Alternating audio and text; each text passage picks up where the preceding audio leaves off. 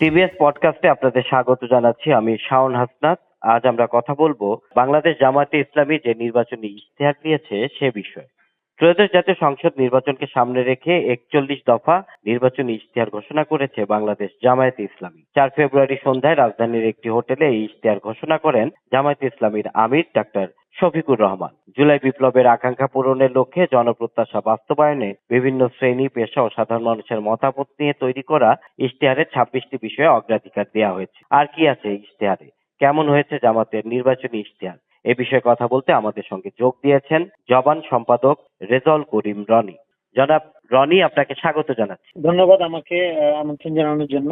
আচ্ছা, আমি শুরুতে আপনার কাছে একটু জানতে চাচ্ছি, গতকাল বাংলাদেশ জামায়াতে ইসলামী তাদের যে নির্বাচনী ইশতেহার দিয়েছে সেই ইশতেহারটিকে আপনি কিভাবে দেখছেন? জি ধন্যবাদ। ইশতেহারটা আমি চোখ বুলাইলাম, এক নজর একটু গো থ্রু করলাম। এই ইশতেহারের সবচেয়ে প্রশংসনীয় দিক হলো ইশতেহারের গ্রাফিক্স গুলো সুন্দর, অনেক সুন্দর সুন্দর গ্রাফিক্স আছে। এটা একটা খুবই হয়েছে, কিন্তু বেশিরভাগ গ্রাফিক্স আমার মনে হয়েছে এআই দিয়ে বানানো। যেমন ধরেন যে স্কুলের শিক্ষার যে গ্রাফিক্সটা, ছবিটা সেটা খুব সুন্দর, বাচ্চাদের ছবি।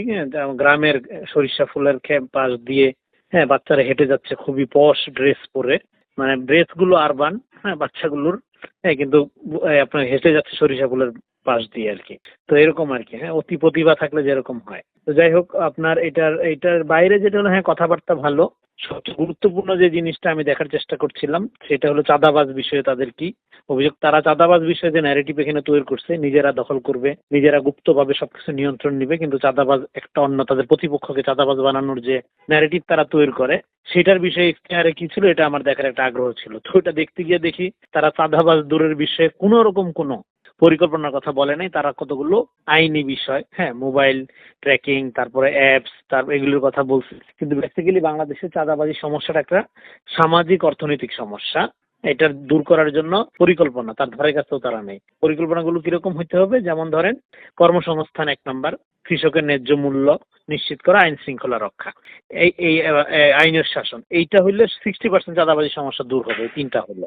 বাকিটার জন্য লাগবে হলো খাত ভিত্তিক সংস্কার। ধরেন ময়লা, তারপরে ড্রেনেজ ব্যবস্থা, এই আপনার ওই যে খাস জমিতে মার্কেট তুললা, ফুটপাতের দোকান, এগুলোকে একটা রেগুলেশনের মধ্যে আনতে হবে। এগুলো নিয়ে কোনো আলাপ নেই। তার মানে আমাদের যেটা আশঙ্কা ছিল বা ধারণা ছিল যে চাঁদাবাজিটা শুধু তারা যদি করে, তারা যদি দখল করে, তারা যদি নিয়ন্ত্রণ নেয়, এটা ভালো। অন্য কেউ করলে সে চাঁদাবাজ।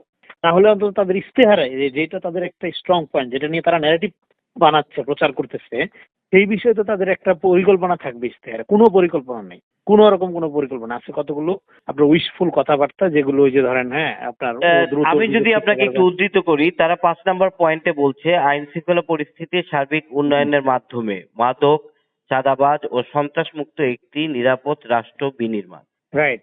তো এইটা তো ধরেন, এটা তাহলে হইলো কি? কিন্তু আপনি যে চাঁদাবাজ করেন, করে এর বাইরে এই জিনিসগুলো যখন রেগুলেশনের মধ্যে আনবেন, সংস্কারের মধ্যে আনবেন, তখন চাঁদাবাজিটা দূর হবে।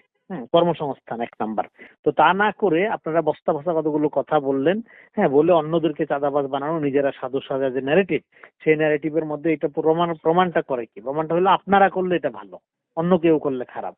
আপনি যদি রিয়েলি এটা নির্মূল চাইতেন, নির্মূলের জন্য বা চাঁদাবাজ এটা একটা সামাজিক সমস্যা, প্রথম কথা। এটাকে ওইভাবে অ্যাড্রেস করা, এবং এইটার খাতগুলো যে সেক্টরে এটা আপনার হয়, সেই সেক্টরটার ব্যাপারে আপনার বক্তব্য থাকতো। সেই সেক্টরগুলোর ব্যাপারে কোনো বক্তব্যই নেই। আইন শৃঙ্খলার দরকার, শুধু কি চাঁদাবাজির জন্য দরকার আইন শৃঙ্খলা ঠিক করা? এটা সার্বিক অবস্থার জন্যই দরকার, সবার আগে দরকার, সবকিছুর মূলে দরকার এটা।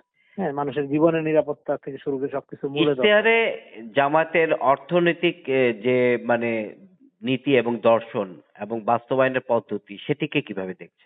প্রথম কথা হলো তাদের যে আপনার রাজনীতি এবং তার যে ইশতেহার, এটা কন্ট্রাডিক্টরি ১ নম্বর। এটা নিয়ে আলাদা করে কথা বলার কিছু নেই। তাদের রাজনীতি অনুযায়ী ইশতেহারে অনেক ভালো ভালো কথা আছে, কিন্তু তারা যে রাজনীতিটা প্রপোজ করে, তাদের যে রাজনৈতিক দর্শন, বা তাদের আপনার যদি ধরেন যে পার্টির গঠনতন্ত্র বা পার্টির ইশতেহার, সেটা যদি পড়েন, সেটার সাথে এটা প্রত্যেকটা জায়গায় সাংঘর্ষিক আপনি দেখতে পাবেন। কেননা তারা কি একটা ক্যাপিটালিজম, পুঁজিতান্ত্রিক অর্থ ব্যবস্থার মধ্যে চালাবে দেশ, নাকি শরিয়া ভিত্তিক অর্থনীতির মধ্যে দেশ চালাবে? এই বিষয়টা পরিষ্কার না। যদি তারা শরিয়া ভিত্তিক অর্থনীতির মধ্যে চালায়, তাহলে এই যে সুদ ভিত্তিক যে অর্থ ব্যবস্থাপনা আমাদের বাংলাদেশ ব্যাংক এবং এইটার ব্যাপারে কি হবে, তার প্রস্তাবনা কি, এগুলো দেখবেন তার কোনো স্পষ্ট কথাবার্তা নেই।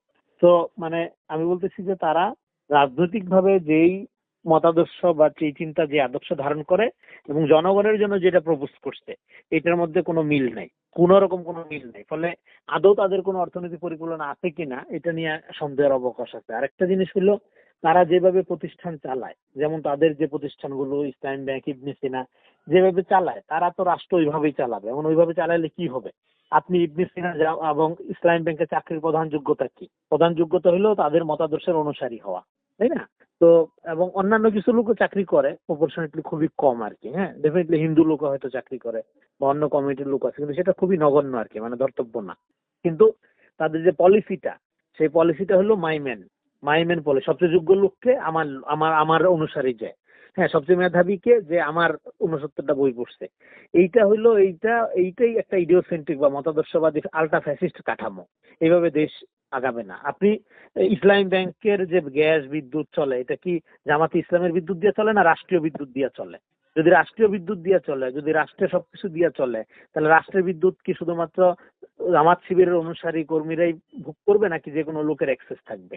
একইভাবে তার মানে কি, development should be inclusive development. ফলে যে পার্টির পলিটিক্স এর মধ্যে ইনক্লুসিভনেস নাই, তার কথাবার্তা যত ভালোই হোক না কেন, তার ইস্তেহার ম্যানিফেস্টোতে যত ভালো কথাবার্তা লেখুক না কেন, এন্ড অফ দ্য ডে জনগণ এটাতে একটা দুর্ভোগের মধ্যে পড়বে, সাফোকেটিং অবস্থার মধ্যে পড়বে। কারণ আপনি যদি শিবির না করেন তাহলে আপনি তো বিসিএস এর সুপারিশ প্রাপ্ত হবেন না, আপনি তো মেধাবী না। শুধু তাই না, আপনি তো তাদের সমালোচনা করলে আপনার ইজ্জত তারা একেবারে ধুলাই মিশাই দিবে এবং আপনার বিরুদ্ধে সংঘবদ্ধভাবে তারা ঝাঁপাইয়া পড়বে। তাদের ইশতেহারে ওই যে 26টা পয়েন্ট, এর মধ্যে আরেকটি পয়েন্ট রয়েছে নারীদের জন্য নিরাপদ, মর্যাদাপূর্ণ ও অংশগ্রহণমূলক রাষ্ট্র গঠনের কথা তারা বলছেন। রাজনীতির জন্য তাদের পজিশন, তাদের রাজনৈতিক ইস্তেহারে কি বলে এবং এই আপনার নির্বাচনী ইস্তেহারে কি বলে, এই দুইটা যদি মিলাই আপনি দেখেন তাহলে বোঝা যাবে। এবং তাদের আল জাজিরায় কথাবার্তা এবং জামাতের আমিরের আপনার এক্স এর এই আপনার যে সাবেক টুইটারের বক্তব্য নিয়ে যেটা আপনার কথাবার্তা হচ্ছে, হ্যাঁ, এবং তাদের যে দাবিটা এটা হ্যাক হয়েছিল তাদের এই দাবি, যদিও এটা জনগণ এটা বিশ্বাস করছে না যেটা হ্যাক হয়েছে এবং এইভাবে পাওয়া গেছে পরে, হ্যাঁ, কিছুক্ষণের মধ্যে আবার কয়েক ঘন্টার মধ্যে পাওয়া গেছে, এটা যদি বিশ্বাস করছে না মানুষ। কিন্তু তারপরেও তাদের কথাই যদি আমরা সত্য ধরে নিই, কিন্তু তাদের ওভারঅল যে দৃষ্টিভঙ্গিটা নারীর প্রতি, সেইটা তো ধরেন সেটা নারীরাই তো আপনার পছন্দ করবে না। হ্যাঁ, নারীরাই যে 5 ঘন্টা কাজ বাকিরা ভর্তুকি দিবে, এগুলো উইশফুল কথাবার্তা আর কি। মানে আপনি ধরেন নারীর এজেন্সি, নারীর ভালো মন্দ এটা আপনি ঠিক করে দিবেন, নারী দিবে না, নারী বুঝে না। হ্যাঁ, তো এটা তো মানে কি বলবো, এটা তো খুবই নারীদের জন্য এটা খুবই ডিস্টার্বিং আর কি, এবং তাদের জন্য খুবই হতাশার। ফলে তাদের দৃষ্টিভঙ্গি দেখেন, এখানে ভালো ভালো কথা পলিটিক্যালি হাসিনাও বলতো। হাসিনা কোনোদিন কি বলছে? আমি ফ্যাসিস্ট, আমি স্বৈরাচার, হ্যাঁ, আমাকে আজীবন ক্ষমতায় রাখতে হবে। সে ভোট চুরি করছে, জিতছে, জিতটা জনগণকে ধন্যবাদ জানাইছে যে গণতন্ত্রকে সমুন্নত রাখার জন্য। হুম। তো এইটা হলো আপনার ফ্যাসিজম, এইভাবে গণতান্ত্রিক কাঠামোর মধ্য দিয়েই আসে। গণতন্ত্র এই জন্য দেখতে হবে যে এথিক্যালি, হ্যাঁ, মোরালি কে আপনার আপনার ধরেন যে স্বচ্ছতার ভিত্তিতে রাজনীতি করছে, আপনার নীতি এবং কৌশল দুইটার মধ্যে ঐক্য আছে কিনা, নাকি আপনি, হ্যাঁ, আপনার কৌশলগত কারণে আপনি আপনার নীতিকে বিসর্জন দিচ্ছেন বা আপনার একটা ফিক্স নীতির মধ্যেই আপনি থাকছেন না, হ্যাঁ, এবং অন্যদেরকে ভিলিফাই করা, অন্যরা খারাপ আমি ভালো, এইভাবে সমাজকে বিভক্ত করা এবং বিরোধিতার নামে বিষোদ্গার করা, সমালোচনার নামে চরিত্র হনন করা বা সমালোচনার জবাবে চরিত্র হনন করা, এগুলো আওয়ামী কাঠামোর রাজনীতি, এগুলো পুরনো ধারার রাজনীতি।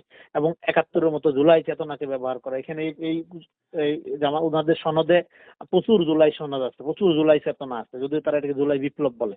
এটা কোনো বিপ্লব নয়, গণ অভ্যুত্থান।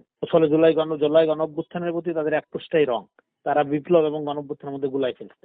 হ্যাঁ, এটা অনেক ভিউজ একটা গণ অভ্যুত্থান, হিউজ, হ্যাঁ, কিন্তু এটা কোনো বিপ্লব না। বিপ্লব হইতে গেলে বিপ্লব কায়েমকারী শক্তির একটা মতাদর্শ থাকে এবং সেইটা জয়লাভ করে, হ্যাঁ, শাসকদের বিরুদ্ধে বা যারা ক্ষমতা থাকে তাদের বিরুদ্ধে, এবং ব্যুরোক্রেসি, মিলিটারি, জুডিশিয়ারি, এগুলোর উপর বিপ্লবী সংস্থার একচ্ছত্র নিয়ন্ত্রণ থাকে। আমি যদি একটা বিষয় আপনার একটু দৃষ্টি আকর্ষণ করতে চাই, আমরা তো আসলে বিগত সময় দেখছি যে স্বচ্ছতা এবং জবাবদিহিতার একটা অভাব। তারা তাদের ইশতেহারের যে 25 নম্বর পয়েন্ট, সেখানে বলছে যে সব পর্যায়ে স্বচ্ছতা ও জবাবদিহিতার মাধ্যমে সুশাসন নিশ্চিত করে একটি সুখী ও সমৃদ্ধ হ্যাঁ, কল্যাণ right, রাষ্ট্র প্রতিষ্ঠা রাইট করা। রাইট এখন জবাবদিহিতা, তাদের কাছে জবাবদিহিতার মানে কি? তাদের কাছে জবাব নিতে হবে, আপনি শুধু তাদের পক্ষের লোক হইলে আপনি নিরপেক্ষ। তাদের কাছে জবাবদিহিতার মানে হইলো যে তাদের কাঠামোর মধ্যে থাইকা সবকিছু করতে হবে, এর বাইরে যা যাবেন সবকিছু মানে অগ্রহণযোগ্য। কারণ তারা তো সিঙ্গুলার ট্রুথে বিশ্বাস করে, তারা তো ইডিওসেন্ট্রিক, তাদের মধ্যে কোনো ইনক্লুসিভনেস নাই। হ্যাঁ, বা আপনার তারা তো ডেমোক্রেটিক পার্টি না এটা, তারা হলো ইসলামী সেন্টিমেন্টের পলিটিক্স করে, ইসলামী রাজনীতিও করে না তারা। হাসনাত আব্দুল্লাহ বলছিল না জামাত কি কোনো ইসলামী দল কিনা, এটা নিয়ে প্রশ্ন তুলছিল না সে কদিন আগেই, জোটে যাওয়ার আগেই। তাহলে এই হ্যাঁ। অন্তর্ভুক্তিমূলক বিষয়টি যদি না তৈরি করতে পারে তাহলে কি সেক্ষেত্রে রাষ্ট্র পরিচালনা সেটা আসলে কতটুকু চ্যালেঞ্জিং? রাষ্ট্র পরিচালনা আরএসএস যেভাবে চালায়, বিজেপি যেভাবে চালায় ওইভাবে চলবে। মাই man, my party, my country. এমনি পুরো ইশতেহারে আপনি ভালো দিক কি দেখছেন? ভালো দিক ওই যে গ্রাফিক্স গুলো উন্নত, ছবি ঝকঝকা, ডিজাইনটা সুন্দর। এখানে তো আসলে কিছু লক্ষ্য পূরণেরও কথা বলা হয়েছে ইশতেহারে, বিশেষ করে অর্থনৈতিক ক্ষেত্রে। কিন্তু হ্যাঁ, সেই পূরণ করা হবে তো। আপনি যদি সেই মতাদর্শের অনুসারী হন। আওয়ামী লীগের আমলে কোন যুবলীগ ছাত্রলীগ কি গরিব ছিল, অভাবী ছিল, রাখা হয়েছিল, উন্নয়ন বঞ্চিত ছিল? কিন্তু সেই লক্ষ্যগুলো কবে পূরণ হবে নির্দিষ্ট সময়কালটা একটু ঘাটতি আমরা দেখতে পাচ্ছি। না, সময়কালকে এটা তো মিন করে না। এটা সময়কাল নির্দিষ্ট তাদের তো মানে ইনক্লুসিভ, মানে development should be inclusive development modern liberal democratic পলিটিক্সে, তাই না? তো যাদের মধ্যে যারা নিজেদের মতাদর্শের বাইরের লোককে শত্রু মনে করে, বাইরের লোককে মানুষ বলে মনে করে না, অকথ্য ভাষায় আক্রমণ করে, চরিত্র হনন করে, মানুষের মানবিক মর্যাদাবোধ রক্ষা করতে জানে না, তারা ইনক্লুসিভ ডেভেলপমেন্টের প্রস্তাব দিবে, এটা আপনি আশা করেন কিভাবে? ওভারঅল ইশতেহার নিয়ে আপনি কি বলবেন? ওভারঅল ইশতেহার রাজনীতি করলে নির্বাচনের আগে একটা দিতে হয়, এই জন্য দিছে। এবং তারপরে হলো তারা প্রত্যেকটা দল ইশতেহার দিবে, এনসিপি দিবে, ইসলামী খেলাফত দিবে, এবং তাদের আরো জোট সঙ্গীরা দিবে। হ্যাঁ, তারপরে তারা কোনটা বাস্তবায়ন করবে, তারা সবগুলো মিলাইয়া তাহলে একটা দেখ তারা। হ্যাঁ, এটা তো জামাতের ইশতেহার নিয়ে আমরা কথা বলছি। হ্যাঁ, জামাতের ইশতেহার, জামাতের রাজনীতির কন্ট্রাডিকশন এইটা ইশতেহারের মধ্যেও আছে। যদি আমি বললাম এটা যে কেউ যদি তার পলিটিক্যাল পজিশন এবং তার ইশতেহার দুইটা পাশাপাশি পাঠ করে তাহলে কন্ট্রাডিকশনটা বুঝতে পারবে, ধরতে পারবে। এই আরেকটা জিনিস হইলো যে এখন আপনি যদি মনে করেন অনেক ভালো দিক, এই যে অন্যান্য দলগুলো যে দিবে, তাদের শরিক দলগুলো যে দিবে, দুইটা মিলে তারপরে তার কোন ইশতেহার তারা বাস্তবায়ন করবে, এনসিপিরটা না জামাতেরটা না খেলাফতেরটা নাকি তাদের অন্যান্য দল, ওই যে লেবার পার্টিও তাদের সঙ্গে, সবারই তো ইশতেহার থাকবে। তার মানে কি তাদের একটা সমন্বিত ইশতেহারও তাদের লাগবে। তো এগুলো একটু পরিষ্কার করতে হবে। এই জন্য আমি মনে করি এটা রিচুয়াল আর কি, ইটস নাথিং সিরিয়াস, পলিটিক্যাল এখানে তেমন কিছু নাই। জি, আপনাকে অসংখ্য ধন্যবাদ আমাদেরকে সময় দেওয়ার জন্য।